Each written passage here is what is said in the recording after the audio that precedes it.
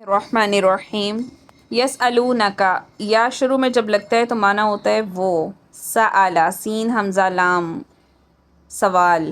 واو Pearl نون زبر واو اور نون جمع کی علامت. کا آپ سے. یسألونکا وہ سوال کرتے ہیں آپ سے. عن الاہلہ عن سے اہلہ چاند کے بارے میں، چاند کے گھٹنے بڑھنے کے بارے میں. قل کہہ دیجئے ہیا وہ مواقیت وہ اوقات سے ہے، مواقیت وہ وقت ہیں، للناس لوگوں کے لیے، والحج اور حج کے. کہہ دو کہ وہ لوگوں کے کاموں کی میعاد ہے اور حج کے وقت معلوم کرنے کا ذریعہ ہے.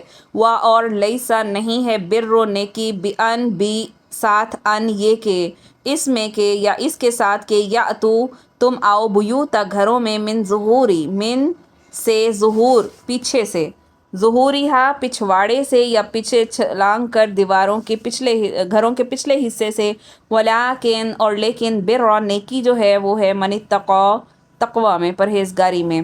اصل نیکی تو پرہیزگاری میں ہے. وَأْتُوا عطا سے وَأْتُوا وا اور اتو آؤ بیوتا گھروں میں من ابوابہا ان کے دروازوں سے. ابواب باب کی جمع ابواب اور اس کا معنی دروازے، ہاں اس کے دروازوں سے آؤ. واتقوا اللہ اور ڈرو اللہ سے. لعل شاید کم تم سب تفلحون تم فلاح پالو. اللہ تعالیٰ کیا فرما رہے ہیں کہ سائل کا اصل سوال یہ تھا، پوچھنے والے کا، وہ پوچھنے والا کون ہے؟ صحابی بھی ہو سکتے ہیں، وہ کوئی اور بھی ہو سکتا ہے. تو پوچھنے والے کا سوال یہ تھا کہ چاند کیسے گھٹتا بڑھتا ہے، اس کی شکلیں کیوں بدلتی رہتی ہیں. لیکن یہ سوال جو ہے یہ ایک عام آدمی کی ذہنی سطح سے بلند کا ہے، اس سے بڑھ کر یہ ہی نہیں کہ یہ انسان کی عملی زندگی اور ہدایت سے کوئی تعلق نہیں رکھتا. تو اللہ تعالیٰ نے سوال کا جواب اس کا رخ اس طرح موڑا کہ جس کا تعلق انسانی ہدایت اور عملی زندگی سے تھا. وہاں پر عملی سوال کی حیت کا مسئلہ جو ہے وہ انسان کی عملی زندگی اور ہدایت سے اس کا تعلق نہیں تھا، لیکن سکھانے کی غرض سے، ہدایت کی غرض سے اللہ تعالیٰ نے جواب کا رخ اس طرح موڑا کہ جس کا تعلق انسان کی ہدایت اس کی عملی زندگی سے تھا. وہ کیا کہ تم چاند کی شکلوں سے، چاند کی مختلف شکلوں سے حج کے اوقات بھی معلوم کر سکتے ہو. ٹھیک ہے، تو یہاں یہ بات ذہن میں رکھنی چاہیے کہ جن شرعی احکام کا تعلق دن کے اوقات سے ہو ان کا تعلق سورج سے ہوگا، جیسے نماز کے اوقات، روزے کے لیے سحری افطاری کے اوقات. اسی طرح دنوں کا شمار سورج سے تعلق رکھتا ہے، مگر جب یہ مدت 1 ماہ یا 1 ماہ سے زیادہ ہو جاتی ہے تو مدت کا شمار پھر اب چاند کے حساب سے ہوگا. مثلا روزے کے ایام 19 ہیں یا 30، 29 ہیں یا 30، تو یہ بھی کس سے پتہ چلے گا؟ چاند سے پتہ چلے گا. عورت کی عدت کتنے ماہ ہے؟ چاند کے مطابق. مدت حمل کتنی ہے، رضاعت کتنی ہے، زکوٰۃ کا حساب بھی قمری حساب سے ہوگا، قمری سال کے حساب سے ہوگا. اس سے یہ بھی پتہ چلا کہ قدرتی اور حقیقی تقویم قمری ہی ہے، یعنی اللہ نے جو اس کو بنایا یہ مواقیت للناس ہیں. یعنی مطلب کیا کہ انسانوں کے اوقات بتانے کے ذریعے ہیں، انسانوں کو اوقات بتانے کے ذریعے ہیں. پھر رہے حج کے اوقات تو وہ 2 ماہ ہیں، شوال، ذوالقعدہ اور ذی الحجہ کے 10 دن. تو اب جاہلیت کا ایک دستور یہ تھا کہ حج کا احرام باندھنے کے بعد، جیسے اس آیت میں آیا نا، لیس البر بان تأتوا البیوت من ظہورها ولکن البر من اتقی. تو وہاں زبان جاہلیت کا دستور تھا کہ حج کا احرام باندھنے کے بعد اگر کسی کو گھر آنے کی ضرورت پیش آ جاتی، اور اسی طرح حج سے واپسی کے بعد، تو یہ لوگ واپس گھر کے دروازے کی بجائے گھر کے پچھلی دیوار میں کسی گھڑی یا کسی کھڑکی سے گھر میں داخل ہوتے اور اسے نیکی کا کام سمجھتے تھے. تو برا رضی اللہ عنہ فرماتے ہیں کہ یہ آیت ہم انصاری لوگوں کے حق میں نازل ہوئی. وہ جب حج کر کے واپس آتے تو دروازوں سے نہ آتے بلکہ پچھواڑے سے آتے. تو ایک دفعہ ایک انصاری دروازے سے اندر آیا تو سارے اسے لعنت ملامت کرنے لگے، تب یہ آیت اتری. تو ضمناً کیا بات پتہ چلی کہ کسی بات کو نیکی سمجھ کر دین میں داخل کرنا یہ ممنوع ہے.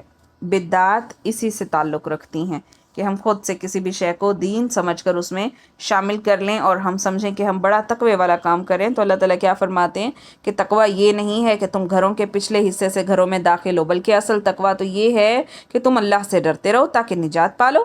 وقاتلو اور قتال کرو فی سبیل اللہ اللہ کے راہ میں الذین ان لوگوں سے یقاتلونکم قاتل وہ لڑتے ہیں تم سے ولا تعتدوا اور نہ تم زیادتی کرو ان اللہ بے شک اللہ تعالی لا نہیں یحب وہ محبت کرتا نہیں پسند کرتا نہیں دوست رکھتا معتدین دشمنی زیادتی کرنے والوں کو حد سے بڑھنے والوں کو اللہ تعالیٰ حد سے بڑھنے والوں کو پسند نہیں کرتا۔ تو مکہ میں مسلمانوں کے مخالفین کے ظلم و ستم پر صبر کرنے کی ہدایت کی جاتی رہی تھی، لیکن مدینہ آ کر جب مسلمانوں کی ایک چھوٹی سی ریاست قائم ہو گئی تو مسلمانوں کو لڑائی کی اجازت مل گئی، اور اس سلسلے میں پہلی آیت جو نازل ہوئی وہ سورہ حج کی آیت تھی، جس کا ترجمہ یہ ہے کہ جن لوگوں سے لڑائی کی جاتی رہی اب انہیں بھی لڑنے کی اجازت دی جاتی ہے، کیونکہ ان پر ظلم ہوتا رہا ہے اور اللہ تعالیٰ ان کی مدد پر پوری قدرت رکھنے والا ہے۔ سورہ حج میں یہ آیت ہے، مگر ساتھ ہی یہ تاکید کی گئی کہ صرف انہی سے جنگ کرو جو تم سے جنگ کریں، کیونکہ جنگ سے تمہاری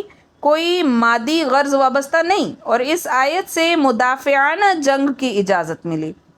اب جنگ کے آداب کیا ہیں؟ سوال اہم ہے، جنگ کے آداب کیا ہیں؟ یعنی نہ تو ان لوگوں سے جنگ کرو جو دین حق کی راہ میں مزاحم نہیں ہوتے، یعنی شامل نہیں ہوتے، نہ لڑائی میں باہمی مل کر جاہلی طریقے سے شامل ہوتے ہیں، یعنی عورتیں بوڑھے بچے زخمی ان پر ہاتھ نہ بڑھاؤ، دشمنوں کی لاشوں کی نمائش نہ کرو، خواہ مخواہ کھیتوں مویشیوں کو برباد نہ کرو جن کی احادیث میں ممانعت آئی ہے، یعنی قوت وہاں استعمال کرو جہاں ضرورت ہو اور اتنی ہی استعمال کرو جتنی ضرورت ہو۔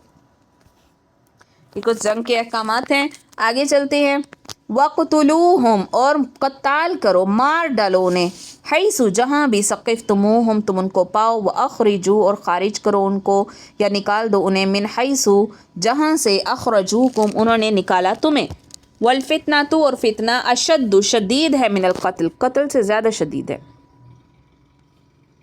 وَلَا تُقَاتِلُوهُمْ اور مت لڑو ان سے عند المسجد الحرام مسجد حرام کے نزدیک، مسجد حرام کے پاس بھی نہ لڑو، حتیٰ یہاں تک کہ یقاتلوکم وہ تم سے لڑیں فیہ اس میں، یعنی خانہ کعبہ کے پاس نہ لڑیں، تم بھی وہاں ان سے نہ لڑنا۔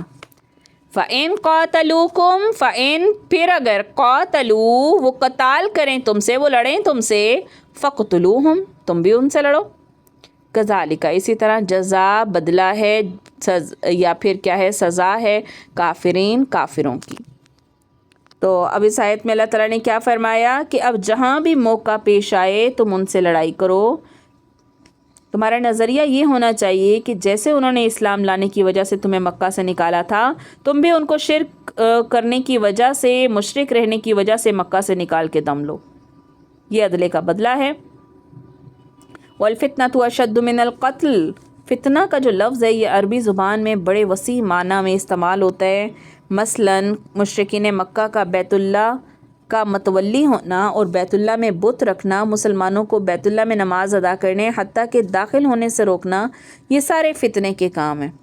یعنی یہاں فتنے سے مراد مشرکین مکہ کی ہر وہ حرکت ہے جو انہوں نے دین اسلام کو روکنے کی خاطر لگا دی تھی، مثلاً مسلمانوں پر ظلم و ستم، جبر کرنا، انہیں دوبارہ کفر پر مجبور کرنا، اگر وہ ہجرت کر جائیں تو ان کا پیچھا نہ چھوڑنا اور بعد میں ان کے مال جائیداد کو غصب کر لینا وغیرہ وغیرہ۔ تو یہ ساری باتیں فتنے میں شامل ہیں، اور ایسی تمام باتوں کے سدباب کے لیے جہاد کرنا ضروری قرار دیا گیا۔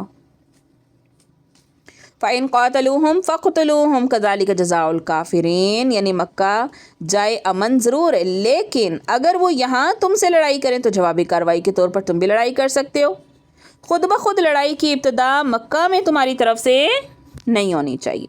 فَإِنْ انْتَهَوْا فَإِنْ پھر اگر انتہا وہ باز رہیں، فَإِنَّ اللَّهَ بے شک اللہ تعالیٰ غفور بخشنے والا رحیم مہربان ہے۔ وَقَاتِلُوهُمْ اور لڑو ان سے حتیٰ یہاں تک کہ لا تکونا نہ باقی رہے فتنہ کفر باقی نہ رہے، اس وقت تک لڑتے رہنا کہ فساد ختم ہو جائے، وَيَكُونَ الدِّينُ وَيَكُونَ اور ہو جائے دین للہ اللہ کے لیے۔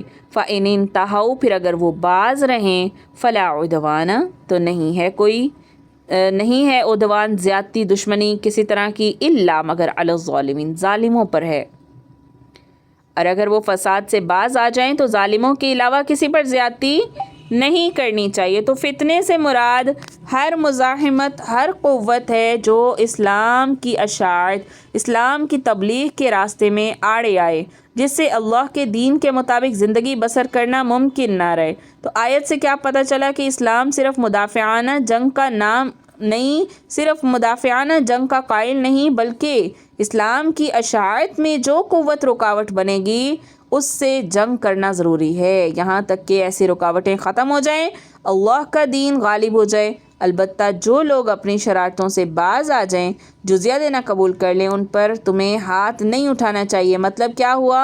اس کا مطلب ہرگز یہ نہیں کہ اپنے عقیدے یا دین یا مذہب سے مجبور ہو کر اسلام قبول کر لیں وہ، کیونکہ اسلام قبول کرنے کے لیے کسی کو مجبور نہیں کیا جا سکتا۔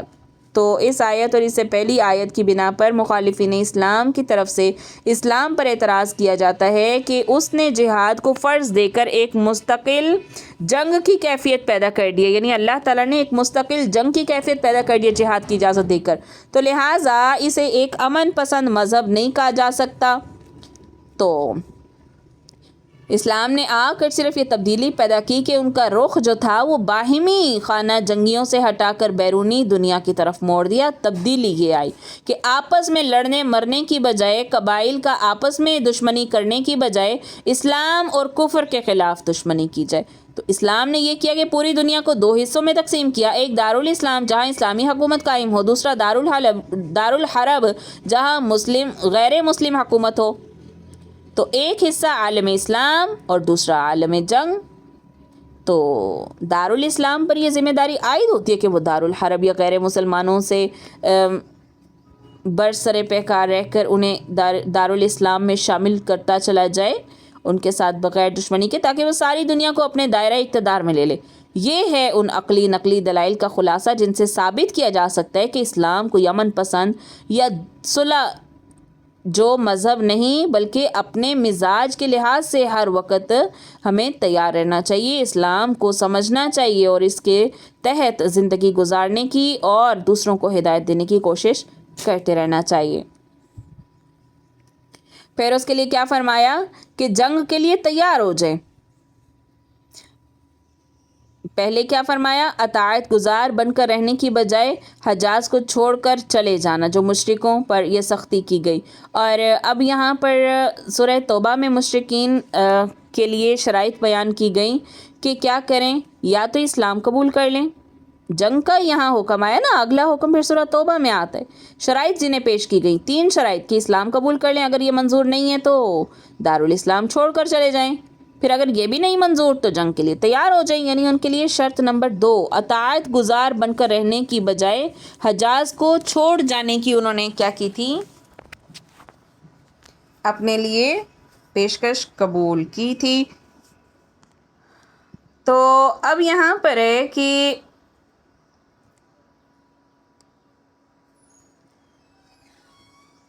فَإِنِ انْتَهَوْا فَإِنَّ اللَّهَ غَفُورٌ رَحِيمٌ، اور اس کے بعد وَقَاتِلُوهُمْ حَتَّى لَا تَكُونَ فِتْنَةٌ، تب تک لڑا جائے جب تک لڑائی، فتنہ، فساد ختم ہو جائے اور اللہ کا دین اللہ ہی کا ہو جائے، اللہ ہی کے لیے ہو جائے، باقی دین مٹ جائے، اس وقت تک جہاد کیا جائے۔ یعنی جہاد کسی خاص وقت کے لیے نہیں بلکہ تا قیامت جہاد ہوتا رہے گا۔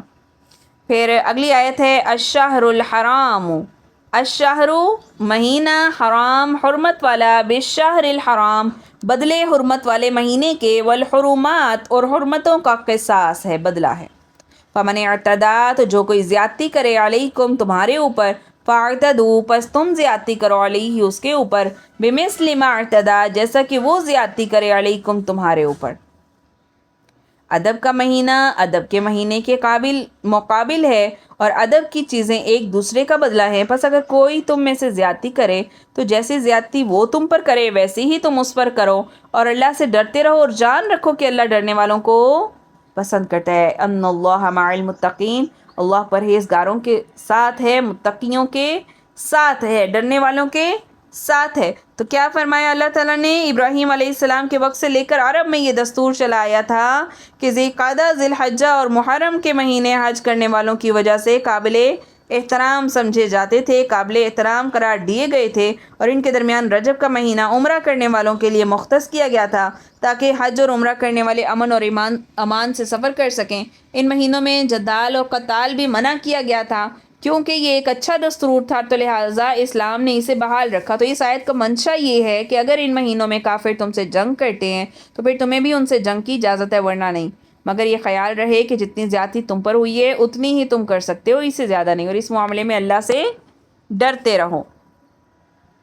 وَأَنفِقُوا، اور خرچ کرو، فی سبیل اللہ، اللہ کے راستے میں، وَلَا تُلْقُوا، اور مت ڈالو، بِأَیْدِیکُم، اپنے ہاتھوں کو، إِلَى التَّهْلُکَةِ، کس میں، ہلاکت میں، وَأَحْسِنُوا، اور نیکی کرو، إِنَّ اللَّهَ، بے شک اللہ تعالیٰ، يُحِبُّ، پسند کرتا ہے، محسنین، نیکی کرنے والوں کو۔ تو حضرت ایوب رضی اللہ عنہ فرماتے ہیں کہ یہ آیت ہم انصار کے بارے میں نازل ہوئی جب اللہ نے اسلام کو عزت دی، اس کے مددگار بہت ہو گئے، تو ہم نے نبی صلی اللہ علیہ وآلہ وسلم سے علیحدگی میں ایک دوسرے سے کہا کہ بلا شبہ ہمارے مال خرچ ہو گئے، اب اللہ نے اسلام کو عزت دی ہے اور اس کے مددگاروں کو زیادہ کر دیا ہے، تو اب اگر ہم اپنے اموال سنبھال رکھیں اور جو کچھ خرچ ہو چکا ہے اس کی تلافی شروع کریں تو کوئی بات نہیں ہے۔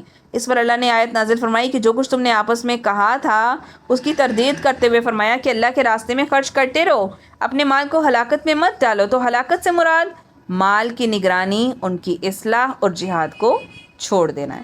تو اموال کو جہاد میں خرچ نہ کرنے کو اس قوم کی ہلاکت قرار دیا گیا ہے۔